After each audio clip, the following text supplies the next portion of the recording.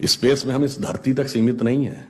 हम वो पहली संस्कृति हैं जिसने तारों की भाषा दुनिया को सिखाई, जिसने नक्षत्रों को संज्ञा दी, जिसने आकाश से गंगा निकाली और जिसने सागर पर सेतु बनाया। मैं तो यह भी पूछना चाहता हूं मेरे भाई, जिन लोगों को लगता हो कि यह कल्पना है, वैसे तो वो आपके अज्ञान के कारण कल्पना लगती, जैसे बहुत सी चीजें विज्ञान की आज से 100-150 साल पहले कल्पना लगती थी, पर उनसे पूछ लो कि भाई ऐसी कल्पना भी तुम क्यों नहीं कर पाए। उसके लिए भी तो इतनी विराट दृष्टि चाहिए कि आप आकाश गंगा तक सोच सकें। तो इससे आप समझिए कि स्पेस में हमारा विस्तार कहां तक था। अब टाइम पे आइए, अभी 2 महीने पहले हम लोगों ने अपना नववर्ष मनाया, तो अभी क्या चल रहा है, ईस्वी संवत 2021। तो किसी का 2021 चल रहा है, किसी का 1400 से चल रहा है। हमारा वैसे टेक्निकली ही सबसे पुराना है 2071, उससे पहले 5100 से अधिक युधिष्ठिर संवत, और हमारा सबसे पुराना संवत क्या है, ब्रह्म संवत, जो 1,97,40,28,000 कुछ 100, मुझे एग्जैक्ट फिगर नहीं याद है, वहां तक 1.97 बिलियन ईयर्स। बाकी दुनिया में कोई भी सभ्यता 1000 से ऊपर नहीं जा पाई। किसी संस्कृति में कहा गया 14,000 साल पहले दुनिया बनी, किसी ने कहा 7,000 साल पहले दुनिया बनी, किसी ने कहा 30,000 साल पहले दुनिया बनी। कोई 1 लाख तक भी नहीं पहुंचा और हम 1.97 बिलियन तक पहुंचे। और इसकी प्रामाणिकता क्या है, इसकी वैज्ञानिकता क्या है, इसका प्रमाण देता है दुनिया का सबसे बड़ा कॉस्मोलॉजिस्ट कार्ल सेगन। और ये कार्ल सेगन कोई छोटा मोटा आदमी नहीं था। आप में से जो लोग विज्ञान में रुचि रखते होंगे उनको पता होगा कि first man made object which has gone beyond solar system, सौर मंडल के परे जाने वाला पहला मानव निर्मित उपग्रह वॉयेजर है, जो 1978 में छोड़ा गया था।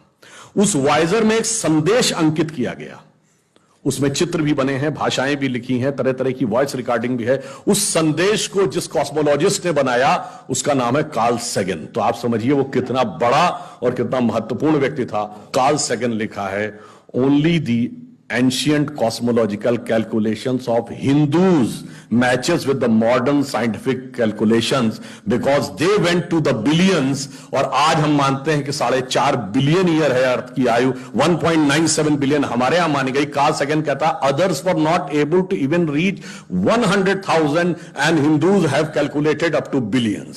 तो अब ये एक वैज्ञानिक कह रहा है कि हमारा टाइम में कितना लंबा व्याप है और स्पेस में कितना लंबा व्याप है। तो आपको यह समझना चाहिए कि जिसे हम सांस्कृतिक राष्ट्रवाद कहते हैं वो कितना गहरा और गंभीर है। अब मैं आपसे कभी पूछूं कि दुनिया में सभी धर्म संस्कृतियां दावा करती हैं कि हमारे पास बिल्कुल अलग विचार है, हमने बड़ा अच्छा विचार दिया है।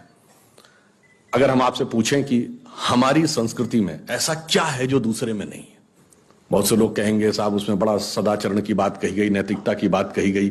तो लोग कहेंगे ठीक है भाई, दूसरी जगह भी कही गई, शायद कोई फॉलो करता है या नहीं करता। पर मैं अगर आपसे पूछूं कि वो चीज बताइए जो हमारे यहां लिखी और दूसरी जगह लिखी ही नहीं, वो क्या है? आप सबने नाम सुना होगा वैदिक mathematics. Have you ever heard of mathematics as a part of religious text? ये सिर्फ हमारे यहां है। गणित धार्मिक पुस्तक का हिस्सा है। Ayurveda medical science, it is globally accepted as a structured medical science, by name itself is a part of Vedas। Medical science धर्म ग्रंथ का हिस्सा हो, गणित धर्म ग्रंथ का हिस्सा हो, ये दुनिया में कहीं नहीं। बाकी जगह विज्ञान और गणित का धर्म से संघर्ष है, हमारे यहां वो धर्म ग्रंथ से उद्भूत हो रहे हैं। ये फंडामेंटल डिफरेंस है हमारे और उनके बीच में। और इतना ही नहीं, मैं कभी आपसे, आप लोगों ने ध्यान दिया हो अगर गणित की जो खोज है, वैसे तो बहुत सारी चीजें थी जो अंग्रेजों के आने के बाद छुपा दी गई, क्वाड्रेटिक इक्वेशन हो, अलजेब्रा हो, ट्रिग्नोमेट्री हो, ये सारी चीजें। मगर एक ऐसी चीज है जो कमोबेश सभी लोग मानते हैं, चलो ये तो मान ही लेते हैं कि भारत ने दिया। वो क्या था? शून्य। अब कहा जाता शून्य किसने दिया? आर्यभट्ट ने खोजा। अरे भाई आर्यभट्ट ने खोजा नहीं, आर्यभट्ट की किताब में पहली बार तुमको लिखा हुआ मिला। अगर आर्यभट्ट ने शून्य खोजा तो बौद्ध मत में शून्यवाद का सिद्धांत कहां से आया? वो तो आर्यभट्ट से पहले के थे। और ये बताइए कौरवों की 18 अक्षौणी सेना से लेके भगवान राम की जन्म कुंडली बन रही थी, वो बगैर शून्य के बन रही थी। वास्तविकता यह है कि शून्य वेदों से निकला और वो इस बात को स्वीकार करने को तैयार नहीं होते थे कि धर्म ग्रंथ से निकलता है, इसलिए उनको छटपटाहट थी, इसलिए वो कहने का प्रयास करते हैं किसी और ने निकाला था। और समस्या क्या है, हमारे यहां तो भगवान राम की जो कुंडली निकली है वो जब नासा के प्लैनेटोरियम सॉफ्टवेयर में डाली गई तो 7114 समथिंग बीसी की डेट निकल आई। अब बताइए, वैसे तो मैं नहीं मानता कि वो डेट सही है, उसके अंदर नक्षत्रों का कैलकुलेशन किया जाए तो बहुत पीछे आएगा, परंतु बताइए उन लोगों ने हमको समझा दिया कि हम अवैज्ञानिक हैं और हम अंधविश्वासी हैं, जिनमें किसी एक के यहां लिखा है कि धरती चपटी है और एक के में लिखा धरती के चारों तरफ सूरज घूमता है। और ऐसे महान ज्ञानदेव पाड़े लोगों ने हम लोगों को समझा दिया कि हम अनसाइंटिफिक थे और धरती को चपटी और धरती को इस सौरमंडल का केंद्र कहने वाले लोग वैज्ञानिक थे। आज भी जब सूर्य ग्रहण या चंद्र ग्रहण होता है, आप नासा की ऑब्जर्वेटरी बताती है ना, 1950 से पहले नासा नहीं था। आप जाके पूछिए, गांव में कोने में बैठे हुए किसी पंडित से कहिए, पंडित जी पंचांग में देख के बताओ सूर्य ग्रहण कब है, और जो वो हमारा पंचांग बताता है और जो नासा की ऑब्जर्वेटरी बताती है, कभी उसमें दिन तो छोड़िए घंटे और मिनट का भी अंतर देखा है? हमारा तो कैलकुलेशन 5500 साल से एज इट इज चला रहा है, और उसके बाद उन्होंने हमें बताया कि हम अवैज्ञानिक हैं। आज भी आप बताइए, उत्तर भारत में उतना नहीं दिखता, दक्षिण भारत के मंदिरों में जाइए, नवग्रह बने हैं तो सूर्य केंद्र में है कि धरती केंद्र में है? सूर्य के 7 किरणें होती हैं, 7 घोड़े सूर्य के बने कि नहीं मंदिरों में? अब बताइए, ऐसा हमारे दिमागों में भर दिया जाता है। हम सब ने, हम लोगों ने भी विज्ञान में पढ़ा कि सबसे पहले 9 ग्रहों की खोज किसने की? केपलर ने, Kepler's law of planetary motion. हम सब ने, जिसने फिजिक्स पढ़ी होगी 10वीं 11वीं 12वीं में, कभी न कभी Kepler's law of planetary motion पढ़े होंगे कि केपलर ने सबसे पहले बताया कि 9 ग्रह होते हैं। अब ये बताइए, इधर जब हम पूजा करते हैं तो पंडित जी हाथ में जल ले क्या बोलते हैं? ब्रह्मा मुरारी त्रिपुरांतकारी भानु शशि भूमि सुतो बुधश्च और गुरुश्च शुक्र शनि राहु केतु सर्वे ग्रहा शांति करो भवन्तु। अब ये 9 ग्रहों के नाम केपलर बताए थे कि पंडित जी बताए हैं, और हजारों साल से बता रहे हैं। और उसमें मजे की बात यह है कि मंगल के लिए भूमि सुत यानी भूमि का बेटा, धरती का बेटा शब्द है। या अब जाके साइंस ने यह कन्फर्म किया है कुछ समय पहले कि एक थ्योरी है कि कभी एक जमाने में बहुत बड़ा एस्टेरॉयड टकराया था कि धरती से, और धरती का एक टुकड़ा अलग हो गया था, वही टुकड़ा बाद में मंगल बन गया।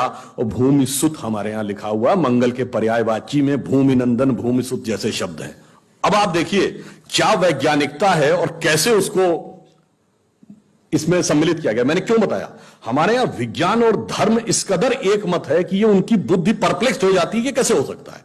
अब मैं शून्य पे आता हूं, हमने शून्य खोजा, मगर महत्वपूर्ण बात है हमने शून्य क्यों खोजा, हम शून्य खोजने में सफल क्यों हुए और वो क्यों नहीं सफल हो पाए। बड़ी बड़ी दुनिया की civilisation, Chinese civilisation, Mesopotamian, Babylonian, Egypt की सिविलाइजेशन, ग्रीस की civilisation, Roman Empire, Turkish Empire, Inca, Maya, Aztec, कोई जीरो नहीं खोज पाया। उसका कारण यह है कि जो भी विज्ञान के विद्यार्थी हैं वो शून्य का महत्व समझते हैं। किसी संख्या को आप जितने से डिवाइड करते हैं, x डिवाइडेड बाई n, उसका रिजल्टेंट होता है। जैसे आप n की वैल्यू कम करते चले जाते हैं, रिजल्टेंट बढ़ता जाता है। यानी किसी संख्या को x बटे 20 से x बटे 10 का मान ज्यादा होगा, x बटे 5 उससे ज्यादा होगा, x बटे 4, 3, 2, और जब x डिवाइडेड बाई 1 होगा तो क्या होगा? x हो जाएगा। इसका मीनिंग जानते क्या है? अब मैं आपको बताता हूं ये किस ढंग से हमारे व्यवहारिक जीवन और चेतना का हिस्सा था। आप लोग कभी ये सोचिए कि आपको जीवन में क्या अच्छा लगता है और अच्छा लगना क्या है। मैं बिल्कुल साइंटिफिक एक्सप्लेनेशन की बात कर रहा हूं। Happiness is considered to be an energised state of mind. जब आप खुश होते हैं तो आप ऊर्जा महसूस करते हैं अपने मन में, मस्तिष्क में। अब आपने माना मुझे अमुक गाड़ी से घूमना अच्छा लगता है, अमुक कपड़ा पहनना अच्छा लगता है, अमुक चीज खाना अच्छा लगता है, फला मोबाइल मिल जाए अच्छा, फला जगह घूमने को मिल जाए, से 20 थिंग्स। तो your energised state of mind is associated with 20 things. वो इंटेंगल्ड हो गई है 20 जगह। अब आप अपने मन में सुख के लिए उन 20 वस्तुओं पे आश्रित हैं, तो x डिवाइडेड बाई 20 है। अब मान लीजिए आपने आत्म संयम किया और 5 चीजों से अपना मन हटा लिया, तो x डिवाइडेड बाई 15 हो गया, नेट रिजल्टेंट बढ़ गया। क्यों? वो ऊर्जा जो उन 5 पदार्थों के साथ संलिप्त थी वो आपने बचा ली, तो वो आपके अंदर रह गई, तो by law of conservation of energy आपका एनर्जी लेवल बढ़ गया। जब आप x/10 पे आ गए, एनर्जी लेवल और बढ़ गया, और संयम किया, 5 चीजों पे आ गए, एनर्जी लेवल और बढ़ गया। अब इसके आगे की यात्रा जो 5 चीजें हैं, उसके आगे की यात्रा x/5 के ऊपर की यात्रा थोड़ी कठिन, चुनौतीपूर्ण है। ये सिर्फ सन्यासी कर पाते हैं। 5 चीजें क्या हैं? भोजन, वस्त्र, आवास, श्वास और ईगो, अस्तित्व। तो सबसे पहले क्या छोड़ते हैं? आवास। कहते हैं ना कि करतुल भिक्षा तरतुल वास। अब सन्यासी का कोई घर नहीं होता, तो x/4 हो गया, independent of house, no need. फिर क्या आता है? वस्त्र छोड़ते हैं, नागा साधु या दिगंबर जैन। अब चेतना उस अवस्था तक पहुंच गई जहां दिशा ही आपको अपना वस्त्र नजर आने लगती है, x/3 हो गया। अब भोजन। अब कॉन्शियसनेस उस लेवल पे पहुंचती है जहां पर उसको ऊर्जा लेने के लिए पदार्थ की जरूरत नहीं है, वो सीधे कॉस्मिक एंगल से एनर्जी ले सकती है। जैसे आपने सुना होगा, बहुत से ऐसे महात्मा होते हैं महीनों महीनों तक नहीं खाते। वो एक स्टेज आती है जब आप उस अवस्था में पहुंच जाते हैं कि आप सीधे कॉस्मिक एनर्जी को ग्रहण करने की स्थिति में आ जाते हैं, आपको मटेरियल एनर्जी की जरूरत नहीं। तो x/2 हो गया। अब है श्वास एंड योर एग्जिस्टेंस। जब तक मेरी सांस चल रही है तब तक मैं हूं, पर जिस क्षण आप श्वास को भी नियंत्रण करने की क्षमता प्राप्त कर लेते हैं, your consciousness become independent of your breathing. मैं चाहूंगा तो मेरी सांस चलेगी, जब नहीं चाहूंगा तो सांस नहीं चलेगी, फिर चाहूंगा तो सांस चलने लगेगी। यह अवस्था होती है समाधि की अवस्था। तो आप x/1, तो x/1 is equal to x। अब आपने आत्म स्वरूप का साक्षात्कार कर लिया, परंतु एक चीज रह गई, मेरा एग्जिस्टेंस, मैं एक एंटिटी हूं, मैं एक व्यक्ति हूं, मैं एक पुरुष हूं, मेरा नाम है, वो तो है ना। जिस क्षण आप अपने कॉन्शियसनेस को अपने एग्जिस्टेंस से इंडिपेंडेंट कर लेते हैं, तो n की वैल्यू क्या हो गई? 0। तो x/0 is equal to infinity. तो अनंत की यात्रा शून्य से होकर जाती है, और हम अनंत खोज रहे थे, इसलिए हम शून्य को खोजने में सफल हुए। यह मूल कारण है कि हम भारतीय शून्य को क्यों खोज पाए।